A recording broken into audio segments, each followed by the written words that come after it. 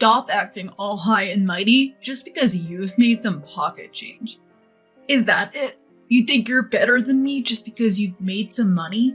Is your ego that big even when you have a husband like me? I never said that. Well, it sounds like you did.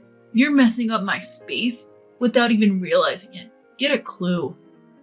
Why do I have to put up with this?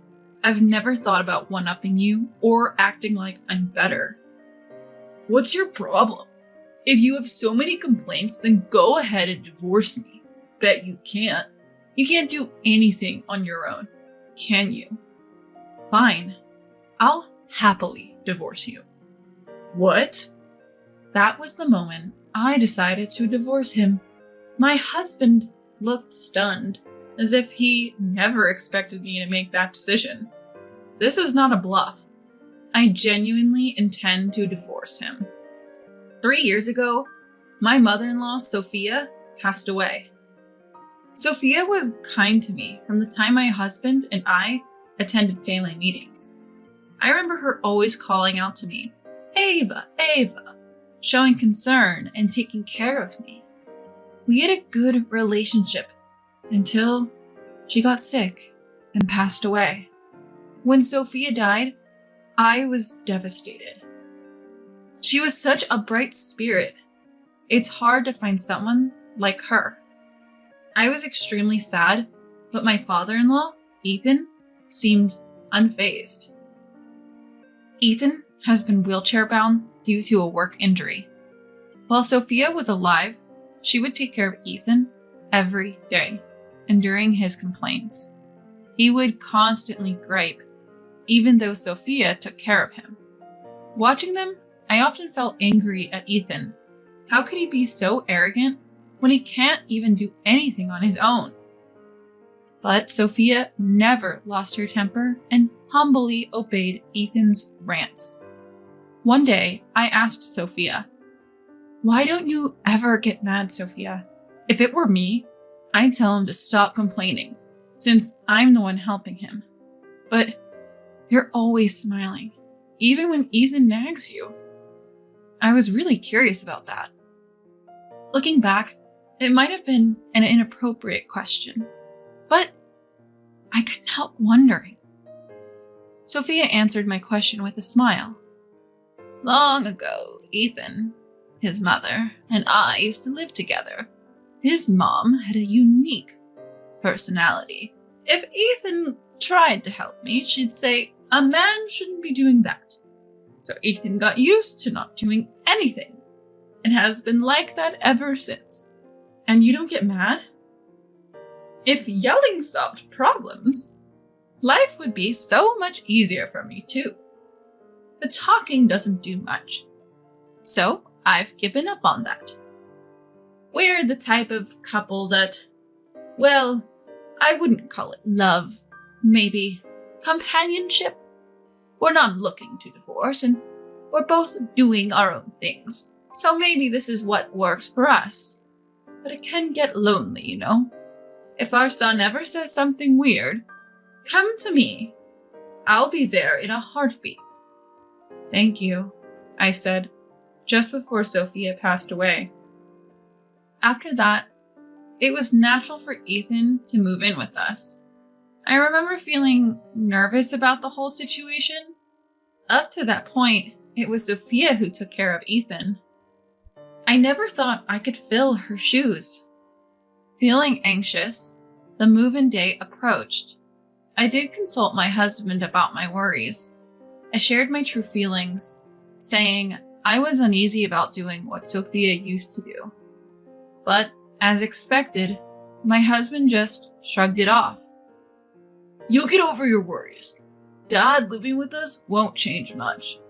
My husband was far from empathetic and didn't understand what this cohabitation meant at all. So, without any support from him, the cohabitation started. "Ethan, please make yourself at home. Don't hesitate to speak up," I said, offering the warmest smile I could muster. Ethan didn't react. His face was like a stone wall. At that moment, I thought living together was impossible. But recalling what Sophia had done, I resolved to make it work.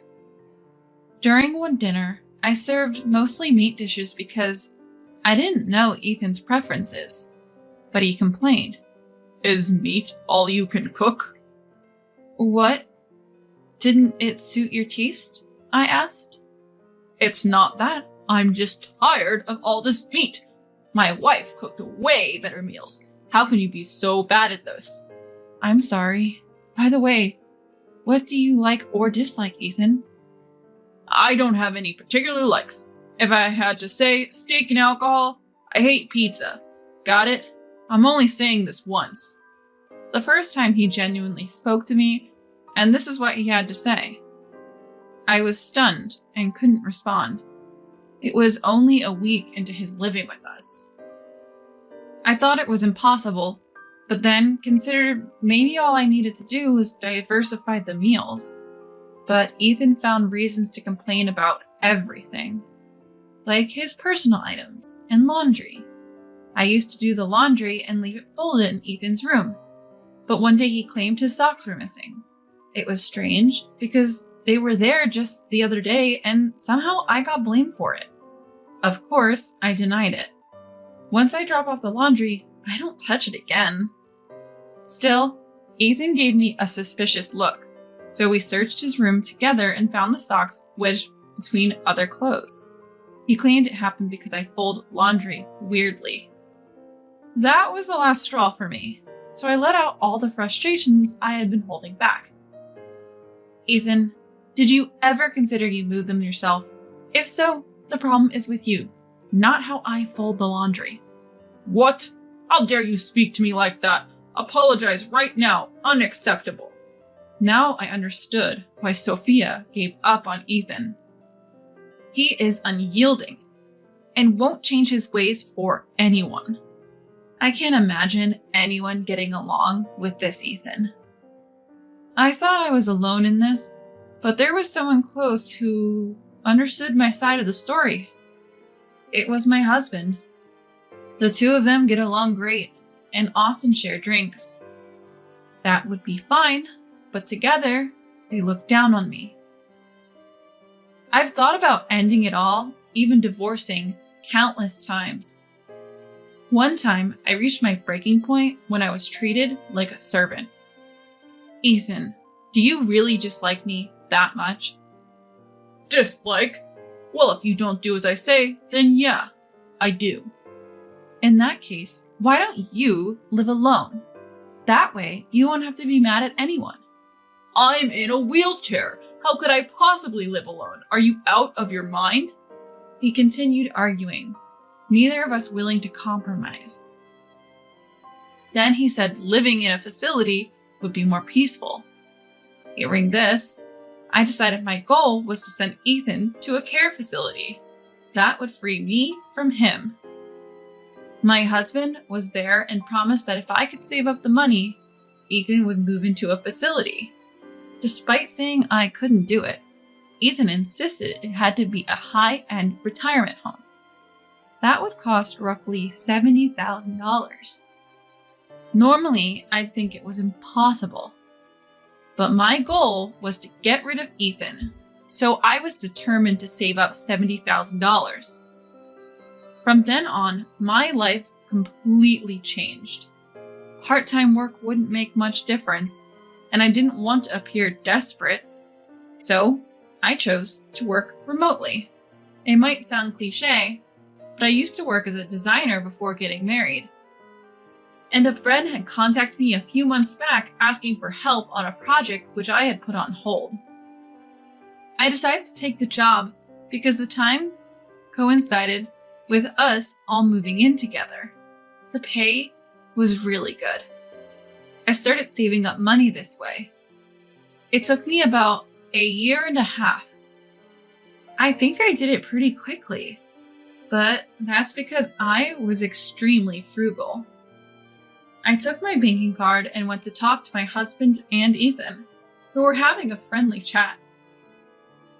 When I joined their cheerful atmosphere, both of them glared at me. Can I talk to you guys for a second? What's up? Is it so important that you need to interrupt our conversation? It can't be that big of a deal, right? Since they didn't seem to want to listen to me, I showed them the banking card. Do you remember the talk about the facility a year and a half ago? The facility? What are you talking about?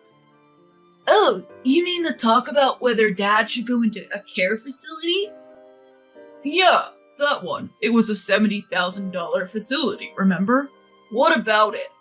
I've saved up the money. Take a look at this banking card. Huh? Ethan looked puzzled as he took the banking card.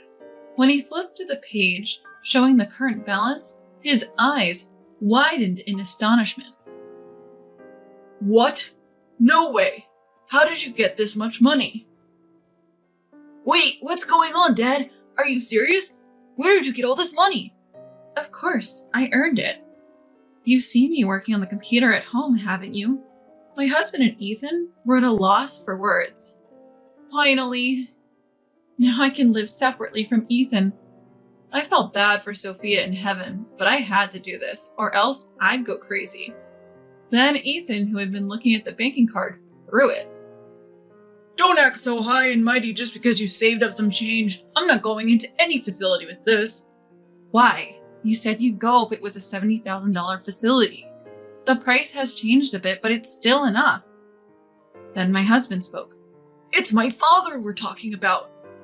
It was crazy to even think about putting him in a facility. Then why didn't you say that back then? You both agreed he should only go to a high-end facility. That's why I saved up. Shut up. Just divorce me then.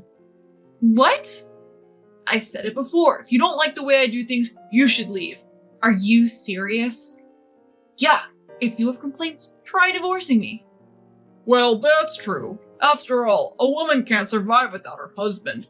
My husband and Ethan laughed at me. I finally made up my mind. I'm fine with divorce. Fine.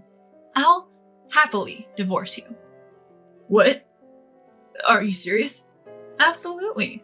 I'll start the paperwork later. From tomorrow, I'll start moving my stuff. Hey, if you're joking, stop it. Think about what you're doing. You can't make it on your own. Why not? I managed to save up $70,000 in a year and a half. What exactly can't I do on my own? Well, I used to let my husband take the lead when it came to money. But now, I'm the one who's significantly ahead. Far from being dependent, I'm the one who can support us now. So, I'll leave you to think about this. Come up with an answer, okay? Bye for now. With that, I left our home and went back to my parents' house. I had already filled them in on the situation. I told them about the frequent argument with Ethan and how moving his dad into a care facility might change things. But it turns out that not only did things not improve, but Ethan also refused to put his dad in a facility. I couldn't spend any more of my time on those two. A week later, my husband reached out asking to come over and talk. I thought it was a good chance to see what he had been contemplating over the past week, so I returned home for a brief visit. As soon as I walked in, I noticed something was off.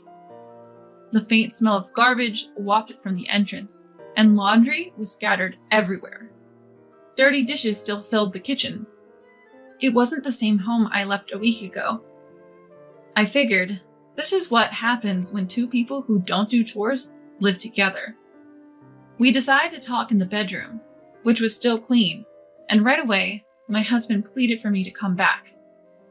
In this past week, both Dad and I have realized how much you've been doing for us. We're really sorry. Then Ethan rolled in on his wheelchair. Look, I guess I've been in the wrong too. How about we both make some changes and live together again? To be frank, I had no expectations for Ethan's apology, if that's what he's considering this to be.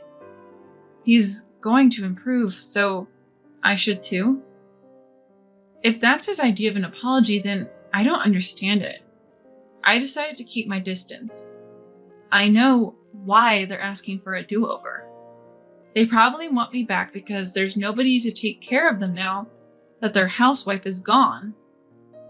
If I return, I know I'll be treated the same way. So I won't go back. I get what both of you are saying, but sorry, I'm not coming back. Why? We're apologizing. Isn't that enough? Seriously, we're even bowing our heads here. What more do you want? Oh, Dad, don't say that. See, that's the attitude I'm talking about. Ethan, is this your idea of an apology? It's the same as always, so I assumed you didn't reflect on anything. What? So you just want me to take care of the house because you can't, right? You can't handle Ethan, so you'd rather leave it all to me and go off doing whatever you want? You even considered putting him in a facility and you dare say, he's my dad, you know? Maybe you should refrain from making such reckless statements without understanding the reality. Ugh. Having said my piece, I handed the divorce papers to my husband. Whoa, are you serious about this? I've told you, yes, I'm serious. You were the one who said, if you have complaints, then let's get divorced, right? Well, I have a lot of complaints about you too, so I've decided to get a divorce. Do you understand now? Unable to take back his words, my husband was silenced. Don't ever think that being the breadwinner puts you in a position of power. It's true, housewives do depend on their husband's earnings, but at the same time, you're able to work because the housewife takes care of every aspect of your life. If you don't get that, maybe you two would be better off single. Poor Sophia up in heaven must be feeling sorry for you. Bye now, you two incompetents. And so, the issue came to a close. Later on, my husband apparently decided he had to act and started making arrangements for Ethan to enter a facility. Ethan strongly opposed the decision, leading to a big fight between him and his dad. Their relationship, once close, rapidly deteriorated, and now my husband is reluctantly completing the paperwork for the facility. Since then, work has been going well for me. If things continue like this, I'll probably be aiming for a higher income. Right now, I'm enjoying my work, but I do hope to build a warm family someday. However, for now, I just want to enjoy being on my own.